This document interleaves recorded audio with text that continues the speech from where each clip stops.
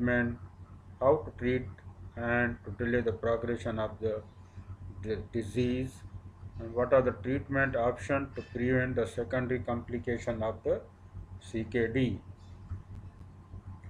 The source of literature, this presentation taken from National Kidney Foundation DOKI guidelines and American Dietary Association screening for diabetic nephropathy and Oxford Handbook of the Nephrology. So coming to the definition of the CKD, CKD is worldwide public health problem. There is a rising incidence and prevalence of the kidney failure with poor outcome and high cost, and there is even higher prevalence of earlier stages of the CKD. Adverse outcome of chronic kidney disease can often be prevented or delayed. If you see this slide, this is iceberg. That's like iceberg. The tip of this is the known patient with end-stage renal disease. The majority are hidden. They are undiagnosed up to this even stage 4. So asymptomatic patients are commonly present, but few in the tip of the slide, if you see the iceberg, the known patient of the end-stage renal disease, they presented worldwide. End-stage renal disease is rise. Why? What is the reason behind it? Why this problem arises? Because it is the global epidemic of the diabetes. As already I told you, diabetic nephropathy is the leading cause of the chronic kidney disease. So majority of the patient in the whole world as well as in Pakistan, diabetic nephropathy. Then aging of the population is now increases. So if the age is increases, we will see the more complication of the diseases. Among the definitions of the CKD, it is irreversible kidney damage or decreased kidney function or decreased GFR for 3 or more months. There are two terminology which are used in CKD. One is azotemia, other is uremia. Azotemia, elevated blood urea and creatinine, okay, but without sign symptoms. Though in the blood urea and creatinine increase, but patients are asymptomatic, that is called azotemia. Uremia means azotemia with a symptom and signs of renal failure, means elevated blood urea and creatinine and patient presented with the symptomatology of the renal failure, that is called uremia. So kidney damage is detected by urine analysis. We will see the proteinuria, abnormal urine sediment, and abnormal serum and urine chemistries, means disturbance in the electrolytes, increased urea and creatinine, disturbance in the bone biochemistry, serum calcium, phosphorus. In case of CKD, usually hypocalcemia and hyperphosphatemia and raised PTH takes place. And if you do the ultrasound, that will show the abnormal either kidney size is decreased, echogenic kidney, or obstructed kidney, hydronephrotic kidney.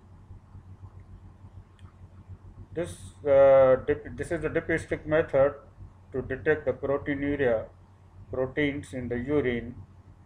So on the left side is the positive green, and on the right side this is the negative. So, what is proteinuria? Spot urinary test is preferred to a 24-hour urinary test. There are two methods for the collection of the proteins. One is the spot urinary test, other is the 24-hour urinary test. In 24-hour, we have to collect the urine for the 24-hour and then to check the proteinuria. But in the morning specimen, one sample we can check the spot urinary test. The unit is milligram per deciliter, and this ratio approximately the gram of the proteins excreted in the urines per day. Now the types of the proteinuria, they are divided into three portions. One is the first I can say normoalbuminuria. Normoalbuminuria means less than excretion of albumin less than 30 milligram in 24 hours, and other is microalbuminuria, means 30 to 300 milligram in 24 hours. If you check the protein and creatinine ratio, it is 0.03 to zero point 0.3. Non-nephrotic range proteinuria, it should be less than 3.5 gram per day, and the ratio it should be less than 3. Then nephrotic range, it should be more than 3.5 gram in 24 hours, and regarding the ratio it should be more than 3. So to quantify the proteinuria, this terminology is used. Abnormal sediments which are present in the urine, granular cast, basically these are the cylindrical bodies which are formed due to precipitation of the protein in the ascending loop of the Henle, and these casts are names are given according to the, when the epithelium is attached to the cast, is the epithelial cast, the granules attached on the cast on precipitation of protein, that's granular. If it is RBC is attached on the precipitation of protein on the cast, that is called RBC cast, WBC cast. So there are different type of the cast. This is white blood cell cast, which is significant of the urinary tract infection or acute pyelonephritis. Red blood cell cast means RBC are attached for the precipitation of the proteins.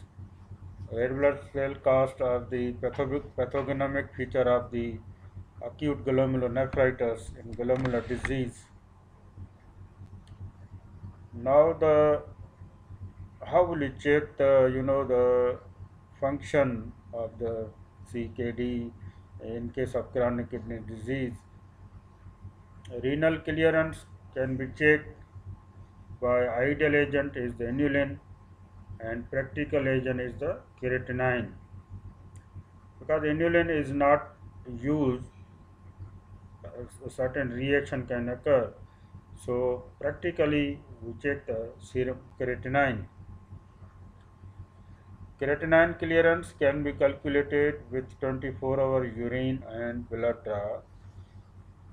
So this is the formula of the creatinine clearance, that is called urinary creatinine multiplied by the urinary volume, then the plasma creatinine and volume of the urine.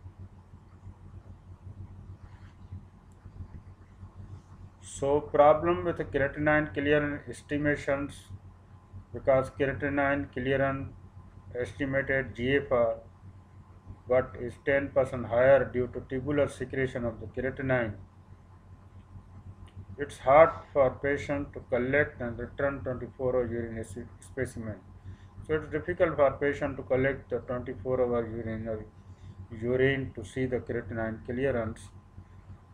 So GFR varies according to the age, sex and body size. After the age of 40, decline GFR 1 ml per minute per year, and there is a different ratio of the GFR in case of the sex, male and female. in female slightly lower than the male GFR value. Normally, GFR should be more than 120 ml per minute. So, body size, more muscle mass, more serum creatinine, it can affect the GFR. So, normal value already told you 120 to 130 ml per minute per surface area. So 1.73 meter square is the surface area. So this is the normal value. You should remember the 120 to 130. How will you estimate the GFR? This is the equation. Even you can check the GFR in the outdoor patient OPD in your clinic, or here from this formula you can check your the glomerular filtration estimation. That is age my 140 is the constant minus age multiplied by weight in kg divided by 72, that is also constant, multiplied by serum creatinine. If patient is female, then it is multiplied by 0.85. So this is formula that is called Cobb-Craft-Gault equation. Cobb-Craft-Gault equation, from which we can estimate the GFR. Then other equation is the MDRD equation. GFR ml per minute is equal to 186 serum creatinine minus 1.154 age. So adjustment factor female multiplied by 0.74. This is the complex formula, but easy formula is, as said the previous, this is the Cobb-Craft-Gault formula. Now this slide shows there are some problems occurs with a high serum creatinine with normal GFR. Though creatinine is high, but GFR is normal. The causes are due to drugs, cephalosporin, diabetic ketoacidosis, and alcohol intoxications, and the blocking the tubular secretion due to H2 receptor antagonist cimetidine and the sulfa group trimethoprim. Increased creatinine production, either exogenous or endogenous.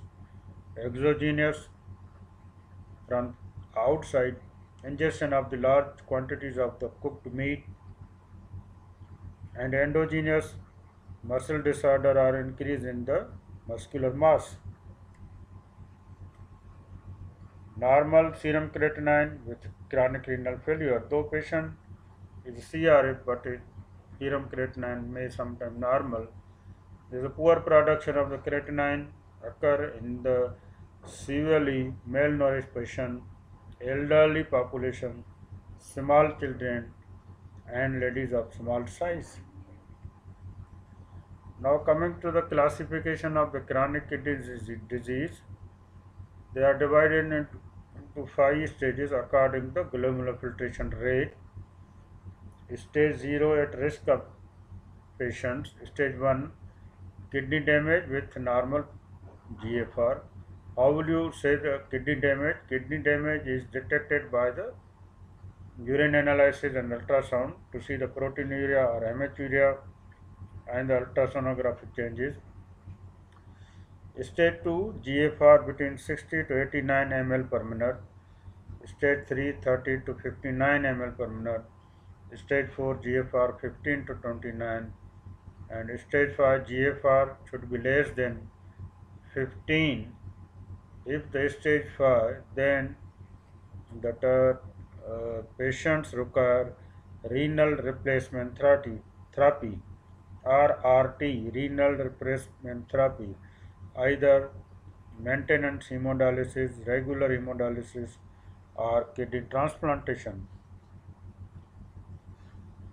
So after discussing the GFR and this, then what are the causes of the CKD? The common causes I will say it is on the top, it should be diabetes mellitus, hypertension, glomerulonephritis, chronic pyelonephritis, in which kidney become scarred and shrunken, or reflux nephropathy, PKD, polycystic kidney disease, are due to drugs, interstitial nephritis, obstructive uropathy due to stones or any mass that's called obstruction, and there are few percentage unit in these patients etiology is unknown. Now after the causes, how these patients can present the clinical features, they depend upon the severity of the disease.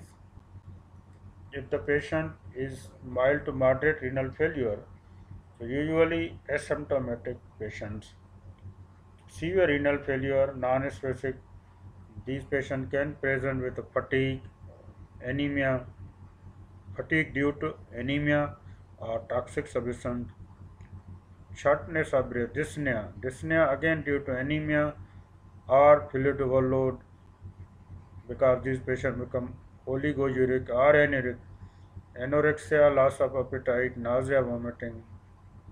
Hypertension is the significant feature of the CKD, edema due to retention of the salt and water, neurological disturbance, patient can present lethargy, confusion and sleep disorders.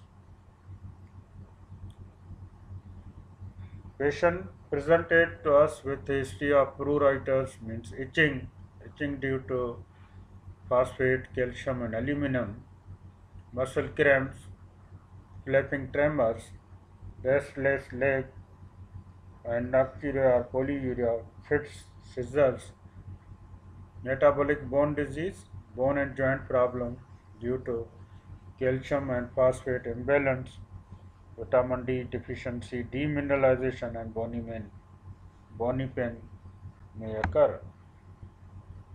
If you examine these patients, majority of the patients are anemic because anemia is the hallmark of the CKD. And if you check the blood pressure of these patients, blood pressure is high and sometimes postural hypotension may occur. Skin pigmentation or scoriation may occur, ankle edema and half nails, left ventricular hypertrophy, if you auscultate the chest of these patients, there may be respiratory crackles, and if there is fluid overloads or fluid in the third space, pleural effusion may occur in these patients. Arterial bruit due to vasculitis, palpable kidneys due to hydronephrosis or polycystic kidneys. Sometimes liver may be also palpable due to polycystic kidney disease.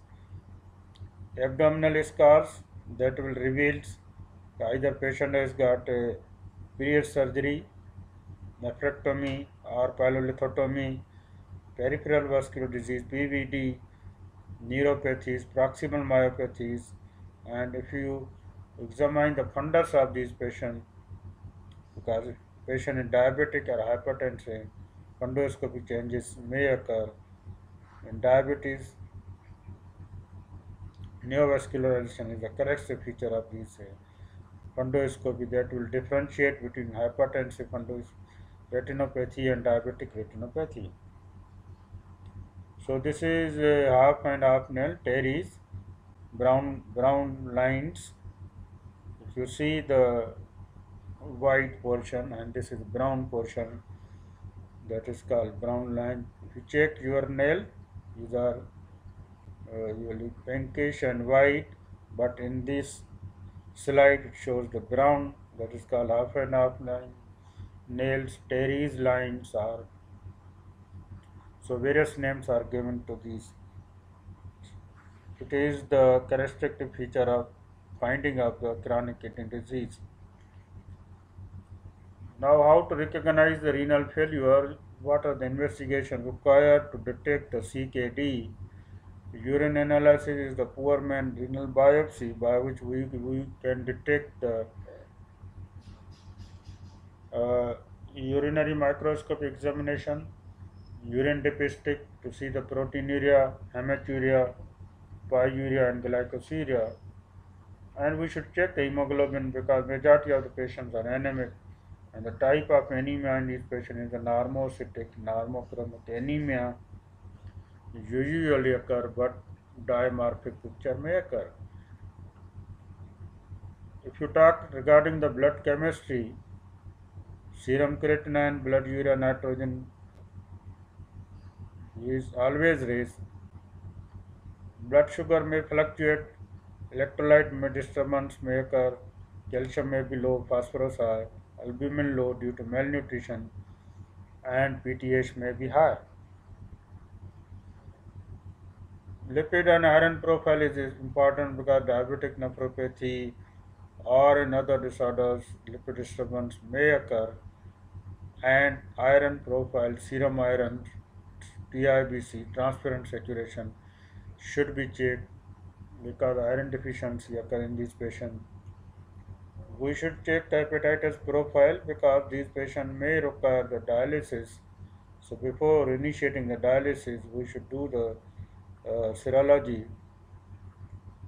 and we should vaccinate these patients in the hepatitis B prophylaxis. ABGs to see the metabolic acidosis, GFR. Ultrasound is important to see the size of the kidney, echogenicity, stone, cytonephrosis, corticomedullary differentiation or prostate mass. X-ray chest shows the cardiomegaly or pulmonary edema or sometime underlying chest infections, pneumonia. To see the long-standing effect of the hypertension, left ventricular hypertrophy, ischemia, ECG, sometimes echocardiography is required to see the ejection fraction or cardiomyopathies, bone X-rays for hyperparathyroidism. So this is the ultrasonic finding of the kidney. This is the kidney, the small kidney and echogenic kidney. Normal kidney outer portion is called cortex, inner portion is medulla. Cortex is more darker, means black than the medulla. You see here the cortex is not such darker and size is small, it is 7.2. The kidney size it should be more than 10 centimeter in length. This picture shows the dilatation or the hydronephrosis, pelvically system dilatation due to stones. There are some specific diagnostic tests sometimes required to consider the specific treatment. Obstructive uropathy because this is a reversible cause of the renal failure. Analgesic nephropathy, drug related, interstitial nephritis, rapidly progressive GN, SLE, or vasculitis, accelerated hypertension, tuberculosis, myeloma, and amyloidosis. Also, we should aware to the complication of the lupus and diabetes, and we should advise the family if the patient is suffering from the polycystic kidney because this disease runs in the family. Genetic counseling is very important in these patients. Now the very important aspect is the prevention of the progression of this CKD. That is important. We should treat the modifiable risk factors, that is lifestyle modification, regular exercise, cessation of the smoking, weight reduction, blood pressure should be less than 130/80 millimeter of mercury, and diabetic control. We should check HbA1c, it should be less than 6.5 and less than 7 if it is risk of unrecognized hypoglycemia. If the patient is suffering from the microalbuminuria or proteinuria due to diabetes or hypertension, the drug of choice is ACE inhibitor or angiotensin receptor blockers.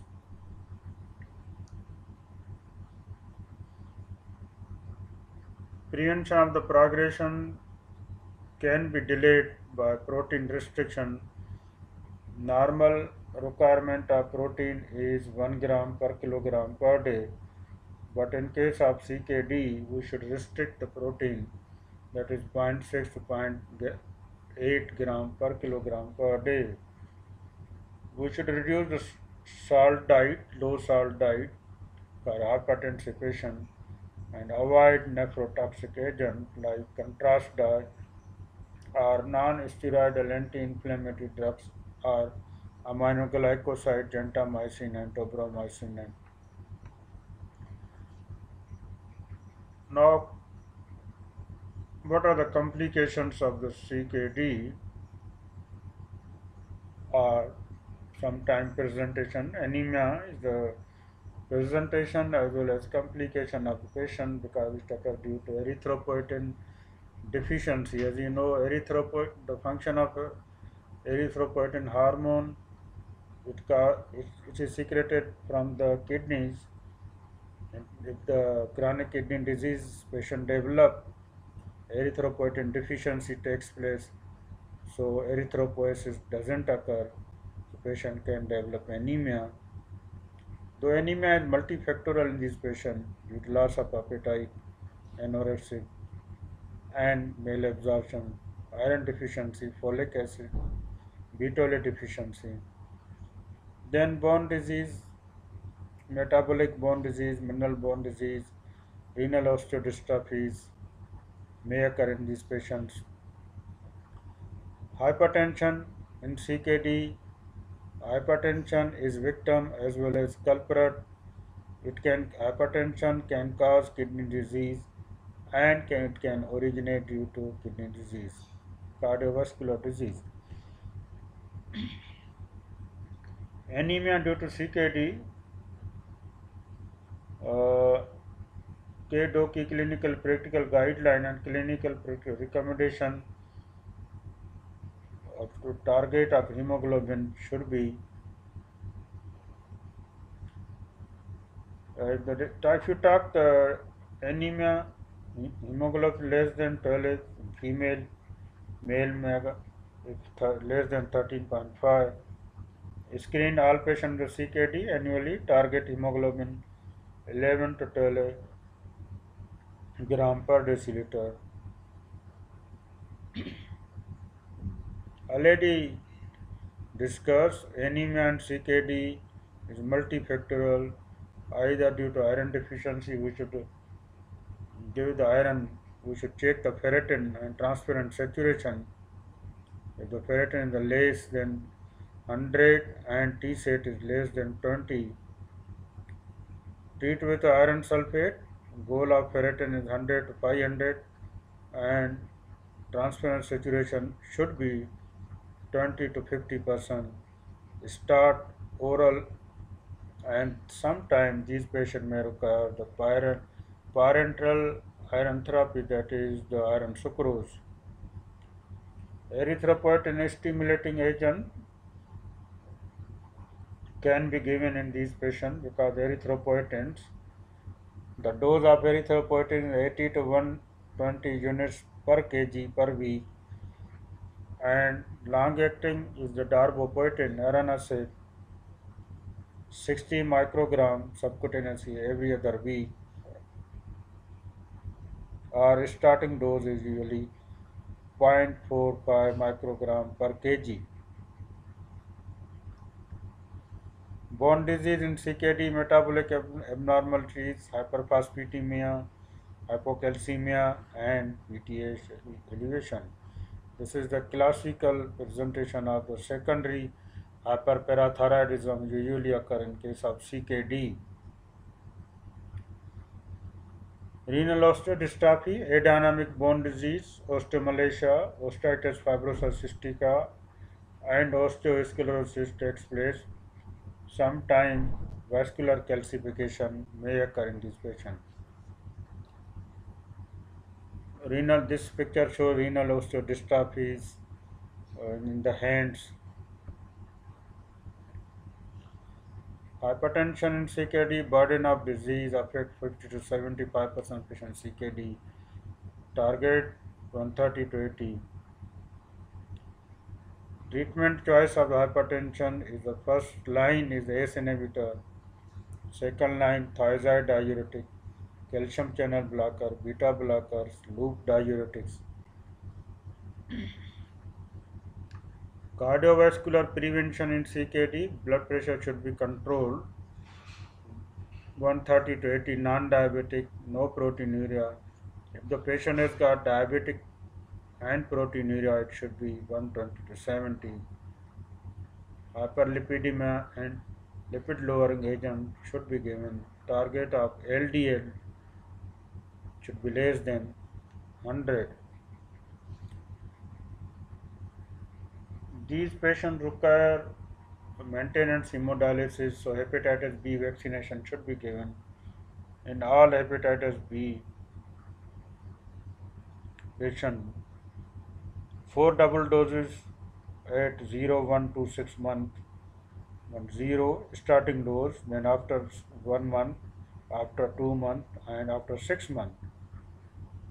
And we should split the dose between two right and left deltoid muscles. If the patient can develop CKD5, stage 5, when the GFR is less than 15 ml per minute, obviously these patients require the RRT, renal replacement therapy. So these patients require the vascular access for maintenance hemodialysis. The vascular access is either arteriovenous fistula that should be created at least 3 months before the initiation of the dialysis, or arteriovenous graft that should be inserted 1 month before needed, temporary or tunnel catheter at the time of the need.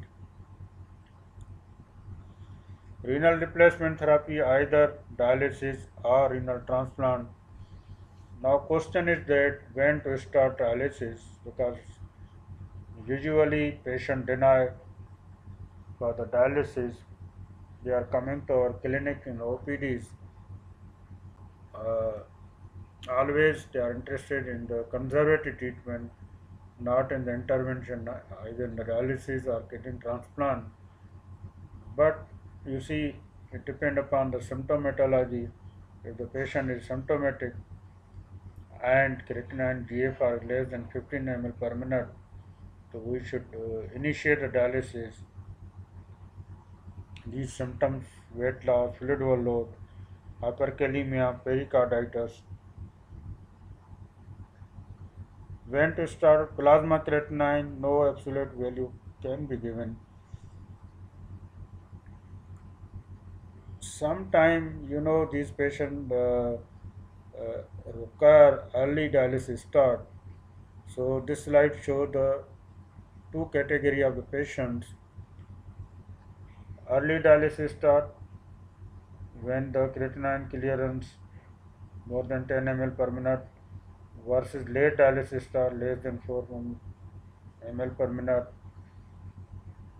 and more than higher 12-year survival 85% versus 51%.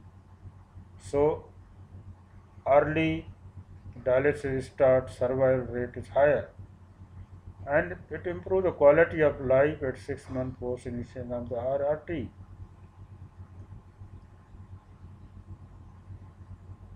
Sometimes these patients require the surgery. The timing of the hemodialysis, acute surgery should be delayed if urgent dialysis is required. Routine surgery, dialysis 1 day before surgery, and heparin should be avoided in dialysis.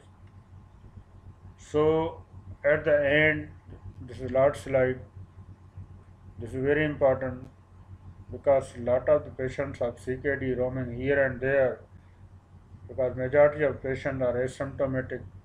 If these patients are anemic, they go to the general practitioner or visit various other doctors. And if any consultant order him do the CBC and renal function to see the cause of anemia, the renal function grossly disturbed, then he thinks this patient suffering from the CKD. So question is that when should we refer to the nephrologist? CKD stage 3, 4, 5. If the patient can develop, we should refer the patient stages of from the stage of the 3. CKD all stages, if etiology is not clear, if the patient is suffering from chronic kidney disease at any stage and etiology is not clear, undiagnosed, and patient required to intervention, renal biopsy, and further specialized diagnosis test, then patient should be referred to the proper uh, nephrologist. So this is all about the chronic kidney disease. Thank you very much for quiet listening. Happy writing. Thank you.